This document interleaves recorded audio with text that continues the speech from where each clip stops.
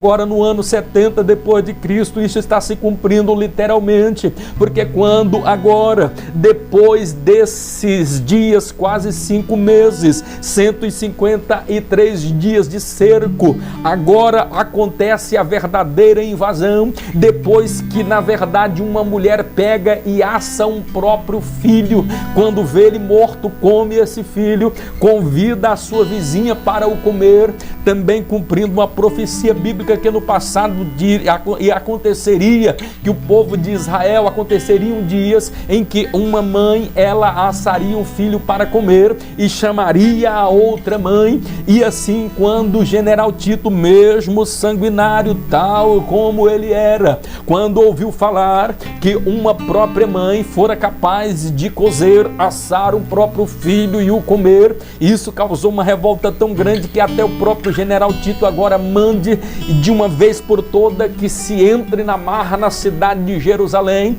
E é nessa oportunidade que homens de Israel foram caindo ao fio da espada e homens eram sendo mortos de uma forma muito traiçoeira. Mas o que é pior agora, o cumprimento, quando ele diz assim: o sangue desse Jesus caia sobre a nossa cabeça e a cabeça dos nossos filhos, meus amados, queridos e diletos irmãos. Isso se cumpre literalmente, porque quando, por ocasião das mães, quando amamentavam ainda as crianças no peito, vinham os soldados, arrancavam essa criança do peito, jogava a criança para cima e a parava com uma espada. Outros pegavam as crianças, jogavam ali na parte de trás superior do templo, aonde está hoje a mesquita de Omã, lá no Domo da Rocha, aonde você vê ali na televisão apenas a parte superior do templo, aonde se vê e se faz orações ali no Muro da Lamentação, porque vários foram os motivos, e um dos motivos, inclusive este, porque pegavam as crianças, jogavam elas com toda a força e os miolos esfarelavam-se ali no templo. Quer ver uma outra coisa mais triste, mais escabrosa ainda? As mães que ainda estavam com a criança no ventre, eles pegavam a espada, e por isso vem o termo cesariana. Se você não sabia o que significa o parto cesárea, vem por causa desta época, porque estes soldados pegavam a espada e a mãe que estava grávida, com a criancinha ainda na barriga, eles cortavam com a espada, arrancavam a criança de dentro e jogavam nesse muro, matavam as criancinhas, pegavam essas mães, aqueles animais, colocavam pedra, colocavam tijolo e costurava, pegavam um gato e costurava na barriga dessa mãe. Tamanha fora a atrocidade, mas tudo isso porque eles disseram: o sangue deste Jesus caia sobre a nossa cabeça e a cabeça dos nossos filhos queridos. Isso se cumpriu literalmente. Eu me emociono ao falar sobre isso. Que coisa triste, como é que alguém é capaz de fazer uma coisa dessa? Mas eles próprios profetizaram. Quer ver uma outra profecia bíblica também, que se cumpre aqui por ocasião desse mesmo momento também? Lembrai-vos quando o Senhor Jesus disse assim, ainda em vida, quando ainda não havia sido ressurreto ao terceiro dia, quando caminhava com o seu povo, com seus discípulos, ele pega e diz: olha, estão vendo aí, este templo não ficará pedra sobre pedra que não seja derribada. Isto se cumpriu literalmente, porque quando é incendiado o templo, quando tudo começa a pegar fogo ali, os soldados vão observar que está sendo consumido os pavês, os escudos, as bacias de ouro que ali estavam no templo, aí os tecidos finíssimos bordados com fio de ouro. Então começa-se a perder uma grande quantidade de ouro, o ouro começa a se derreter e começa a entrar pelas brechas, entra pelas brechas ali dos tijolos do templo. É quando nesta oportunidade general Tito é informado. Ao ser informado, ele diz: cessa agora toda a questão que está sendo feita agora sobre a cidade de Jerusalém, e o fogo foi para ser contido, precisou ali ficar ainda cerca de 7 dias. Quando o fogo é conseguido ser detido no templo, eles agora começam a tirar pedra sobre pedra, e eles começam agora a recuperar o ouro, mesmo sem entender, está sendo cumprido ali mais uma outra importante profecia bíblica, aonde diz que daquele templo não ficaria pedra sobre pedra, que não seria derribado e destruído. A palavra de Deus, ela se cumpre. Eu quero caminhar um pouquinho mais para terminar ou concluir até os dias de hoje o que aconteceu com a cidade de Jerusalém e com este povo, sobre seus costumes e sobre as suas tradições. O que eu estou querendo dizer? Não havia uma probabilidade, análise ainda que hipotética, deste povo ter sobrevivido a tamanho holocausto, porque dos 1.200.000 judeus que estavam ali adorando por ocasião da Páscoa, morreram aproximadamente 1.103.000, sobreviveram 97.000. Destes 97.000 judeus que sobreviveram, 40.000 deles foram enviados porque estava sendo inaugurado também naquela mesma ocasião. E esta inauguração durou 3 meses do grandioso Coliseu, aonde homens de Israel morreram ao fio da espada de gladiadores e também pelos algozes leões. Sobrevive agora apenas depois de tamanho morticínio, de tal forma que os zelotes também morreram. Alguns deles fogem ali para a fortaleza de Massada, e 1.000 destes zelotes, para não serem mortos pela espada dos soldados romanos, corajosos tal como eles eram, um sobre um matou o outro, e o último caiu por cima da espada, mas não foram mortos ali pela espada dos soldados romanos. Nós vamos observar, depois de todo este morticínio, sobrevive agora apenas 37.000 homens. Para você entender como a cultura de Israel era importante, para você compreender o tanto que os usos para eles, os seus princípios, os seus valores eram importantes, porque eles agora foram espalhados por todo o mundo. Perceba que desde o ano 700 antes de Cristo eles não existiram mais como nação. Eles deixaram de existir como nação. Agora, além de existir como nação, eles precisam abandonar o seu país de origem. É preciso abandonar a sua nação, e espalhados agora eles são por todo o globo terrestre. E vamos entender que vendidos os mais fortes ali como escravos. E nós vamos compreender como fora difícil eles voltarem a existir como nação.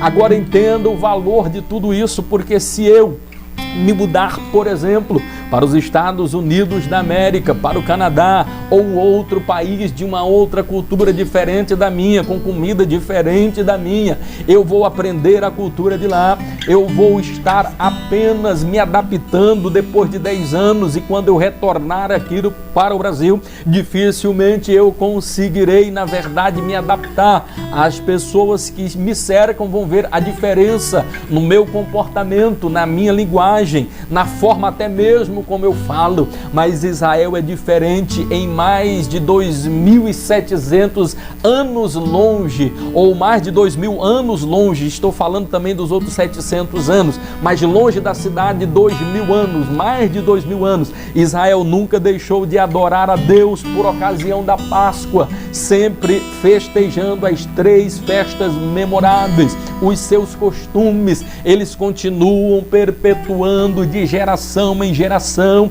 É um dos povos mais abençoados do planeta Terra. Mas se formos olhar agora um pouquinho mais para trás, vamos levar agora para a nossa memória Israel como era há 100 anos atrás, como era Israel há 150 anos atrás. Não havia uma análise ainda que hipotética de Israel existir como nação, porque desde quando eles foram tirados do seu lugar, da sua terra com mãos fortes, nunca mais eles voltaram a existir como nação. Se você for olhar ali ao envolto nas terras palestínicas ali. Se você for olhar os seus vizinhos árabes, eles têm o gasoduto, eles têm o petróleo, mas você olhava para Israel, Israel não tinha nada que olhasse aos nossos olhos e pudesse dizer assim, tem alguma coisa de futuro, tem alguma coisa importante. Era tudo deserto, o lugar mais baixo da terra.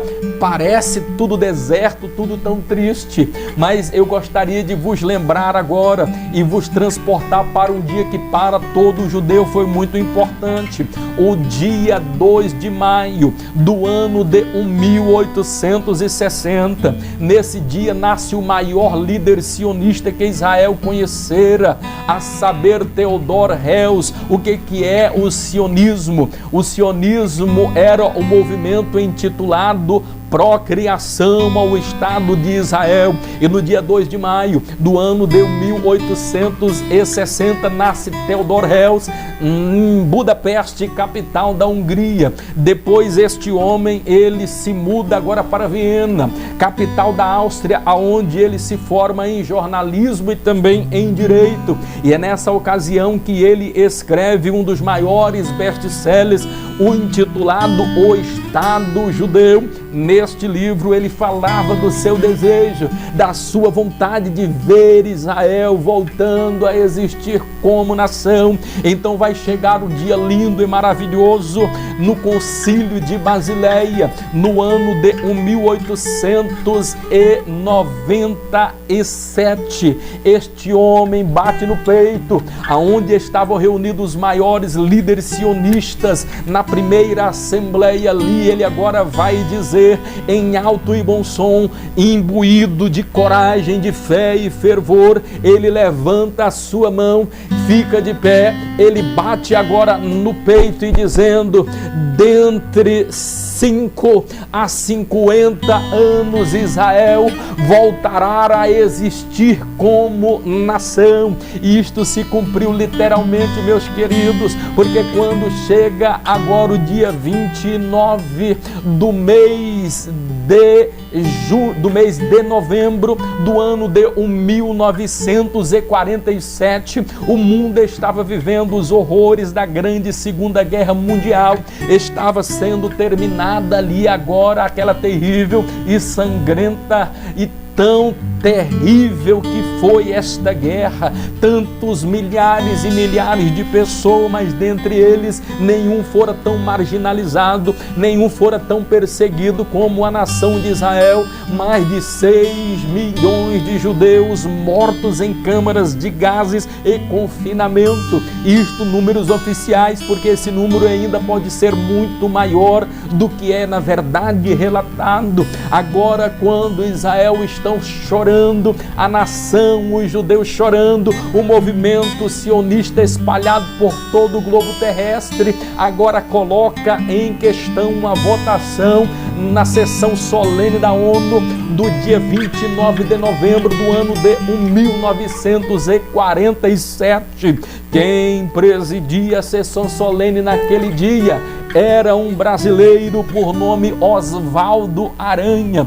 Oswaldo Aranha, atendendo o apelo comovente de todos os sionistas espalhados por globo terrestre, resolve, mesmo contrário à decisão aqui do governo brasileiro, na época, que não queria contrariar os árabes e proibiu, mas mesmo assim, corajosamente, Oswaldo Aranha coloca em votação a causa judaica. E o povo judeu é um povo grato, porque agora na rua de Jerusalém, nas ruas principais de Tel Aviv, no centro ali da cidade de Tel Aviv, eles constroem agora uma praça, e o nome da praça qual é? Praça Oswaldo Aranha, em agradecimento a esse chanceler brasileiro, Oswaldo Aranha, que teve coragem, que teve força e determinação para poder colocar a causa de Israel, a causa do povo judeu em votação. E isso se deu de forma comovente, porque dos que estavam ali presentes,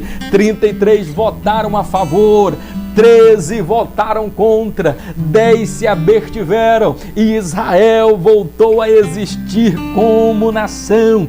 Isto se oficializou definitivamente no dia 14 de maio do ano de 1948. No ano seguinte, o povo de Israel foi oficializado de fato e de direito como nação, se cumprindo o que a profecia bíblica nos fala também, ali em Isaías, no capítulo de número 66, no versículo de número 8, onde nos diz da seguinte forma: poderia uma nação nascer em um só dia?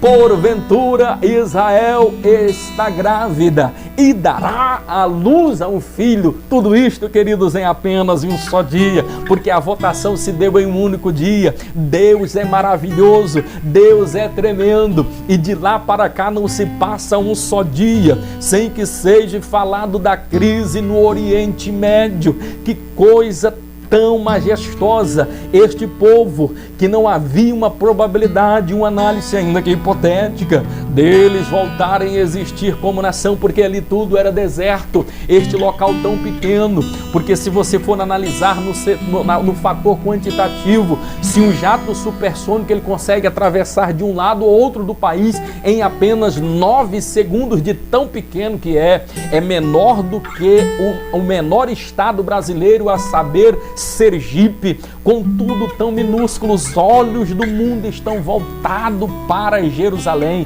O que é que diferencia? O porquê que as pessoas têm tanto desejo de destruir este povo? Por que as pessoas têm o desejo de tomar lugar ou posse da Jerusalém, esta cidade?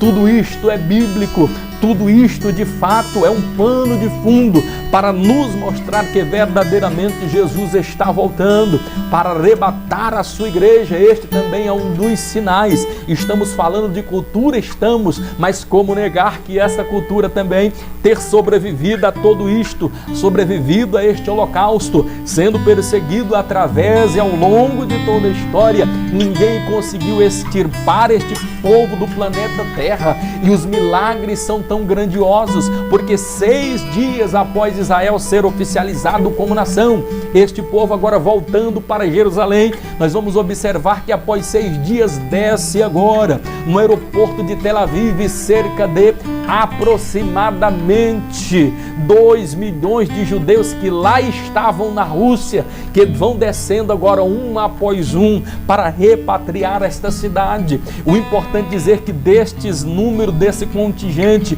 hoje já aproximadamente 300 mil já são cristãos para a glória de Deus. Este mesmo povo que não tinha condições de se defender, 6 dias depois, 15 dias depois, eles estão pegando em armas para defender o seu território, porque os 4 países árabes em seu entorno, dentre eles Jordânia, os árabes agora vêm com toda a força para tirar, não aceitando a resolução da ONU que oficializava Israel como nação. Eles não reconhecem, agora vão tirar a força. Mas havia uma promessa. Qual era essa promessa? De que quando Israel voltasse a existir como nação, ninguém conseguiria os tirar de lá, porque fora Deus que os plantara, foi Deus que colocou eles ali naquele lugar, e com mãos fortes ninguém conseguiria os tirar de lá. Entenda que isso foi tão miraculoso.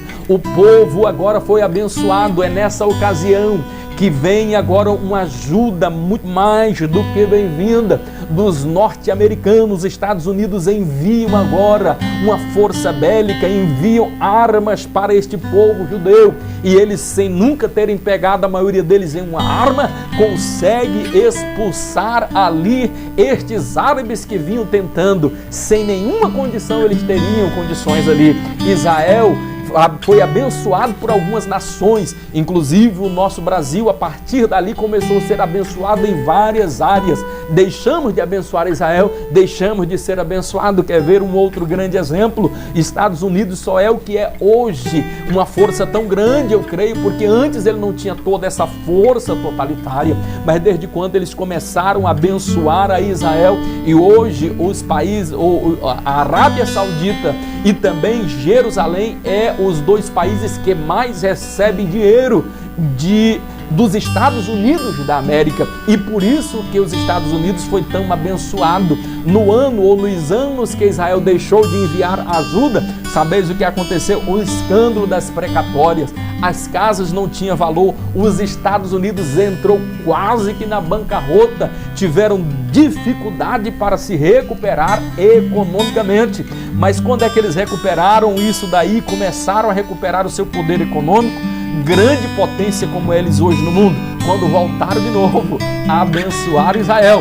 Então, se nós quisermos ser abençoados, precisamos abençoar Israel. Se quisermos ser abençoados, oremos por Israel, pela bênção de Israel, porque eles são a menina dos olhos de Deus. Assim também, querido, como você é a menina dos olhos do Senhor nosso Deus. Ele te protege, Ele te guarda. Sabeis por quê? Israel foram tentados tirar de todas as formas ali, mas nunca conseguiram tirar este povo. Quem poderia se esquecer do ano de 1956? Tentaram tirar com mãos fortes ali na guerra, ou no momento conhecido como de Yom Kippur, e quando eles estavam ali todos os judeus adorando de uma forma surdina, de uma forma bastante traiçoeira, porque não se poderia fazer. Israel estava adorando no seu período ali, o período do Yom Kippur. Então é enviado, e é nesse momento que tropas vêm para destruir e tirar Israel de lá, mas Israel mais uma vez prevalece. Quem poderia se esquecer do ano de 1967, da Guerra dos 6 Dias? Ali Israel voltou a ter o poder totalitário sobre a cidade de Jerusalém depois de uma batalha sangrenta. Quem poderia se esquecer do ano de 1982, a Guerra do Golfo Pérsico?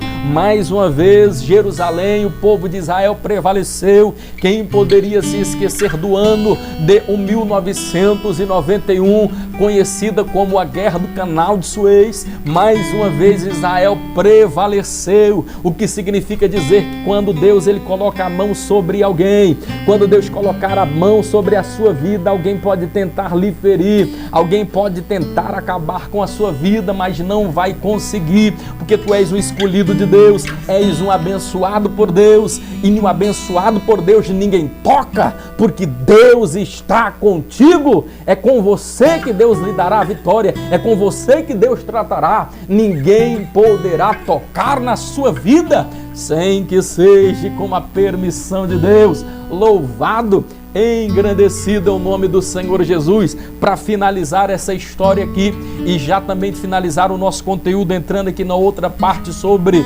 os dialetos judeus, a língua ali dos judeus, só para você entender o tanto que Israel é abençoado. Louvado e agradecido seja o nome do Senhor Jesus. Até o ano de 1912, dos 6 maiores cientistas do mundo, 6 era de Israel.